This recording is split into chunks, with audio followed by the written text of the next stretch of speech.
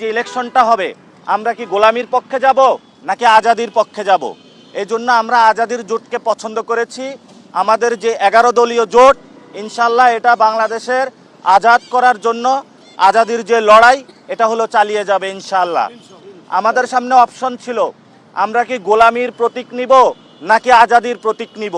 এই জন্য আমরা আজাদির জোটে থেকে আজাদির প্রতীক শাপলাকলিকে আমরা বাছাই করেছি আমাদের সামনে। যোদ্ধা শহীদ ওসমান হাদি বিচার হওয়া পর্যন্ত এবং আজাদির যে লড়াইটা উনি শুরু করেছিলেন সেটা সমাপ্ত করা পর্যন্ত আমরা নতুন করে আবার তাদের সেই আজাদির যে যাত্রাটা আছে সেটা আজকে এখান থেকে নতুন করে আবারই শুরু করলাম।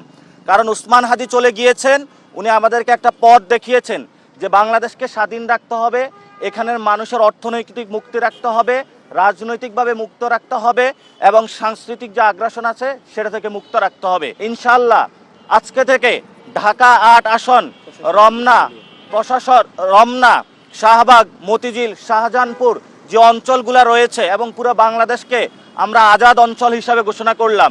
এই অঞ্চলে যদি কোনো ব্যক্তি বা কোনো দল আপনাদের কাছে চাঁদাবাজি করে, সন্ত্রাসী কার্যক্রম করে, দখলদারিত্ব করে, তাহলে আপনারা আজাদির স্লোগান তুলে তাদেরকে আপনারা গ্রেপ্তার করে প্রশাসনের হাতে তুলে দিবেন। আর প্রশাসন যদি এই চাঁদাবাজদের পক্ষে দাঁড়ায়, সন্ত্রাসীদের পক্ষে দাঁড়ায়, আধিপত্যবাদের পক্ষে দাঁড়ায়, তাহলে তাদেরকেও বিরুদ্ধে আপনারা যুদ্ধ ঘোষণা করবেন। কারণ আপনার সন্তান এবং অনাগত সন্তান যারা আসতেছে এই পৃথিবীতে, আপনি যদি তাদেরকে রক্ষা করতে চান তাহলে আপনাকে চাঁদাবাজি, সন্ত্রাস, দুর্নীতি, বৈষম্য, লুটতরাজের বিরুদ্ধে দাঁড়াতে হবে।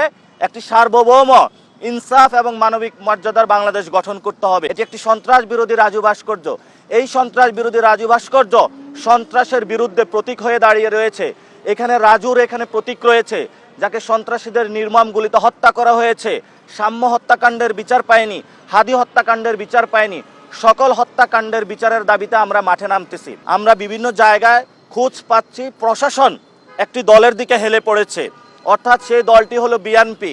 সবাই বিভিন্ন জায়গায় যখন আমাদের তারেক রহমান বাংলাদেশে এসেছেন আমরা তাকে স্বাগত জানিয়েছি, কিন্তু বিভিন্ন কর্মকর্তা কর্মচারী প্রশাসনের তারা রোডের পাশে গিয়ে তারেক জিয়াকে অফিস বাদ দিয়ে হলো সালাম বিনিময় করেছিলেন। এই কর্মকাণ্ডগুলো আমরা শেখ হাসিনার আমলে দেখেছি, কিন্তু আমরা এই বর্তমান বাংলাদেশের কর্মকাণ্ডগুলো দেখতে চাই না। এজন্য আমরা বলবো যে আজাদির প্রতীক শাপলা প্রতীকে থাকুন। যেগুলো গোলামির প্রতীক, বাংলাদেশের মানুষকে, ঢাকা ৮ আসনের যারা ভোটার তাদেরকে বলবো কোনো গোলামির প্রতীকের সাথে যাবেন না, কোনো মাফিয়াতন্ত্রের সাথে যাবেন না, সন্ত্রাস চাঁদাবাজের সাথে যাবেন না। ইনশাআল্লাহ ঢাকা বিশ্ববিদ্যালয় থেকে আমরা আন্দোলন শুরু করেছিলাম, আবার এই গণতান্ত্রিক যে সংগ্রামের লড়াই এটা ঢাকা বিশ্ববিদ্যালয় থেকে আবার আমরা শুরু করেছি।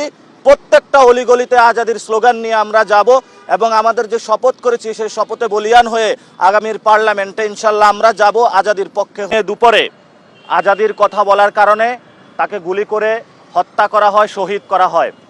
কিন্তু আজকে 20তম দিনের কাছাকাছি আমরা এসে পৌঁছেছি শহীদ হওয়ার। আজকে এই পর্যন্ত আমরা কারা খুন করেছে এই বর্তমান সরকার ট্রেস করতে পারেনি। আগামী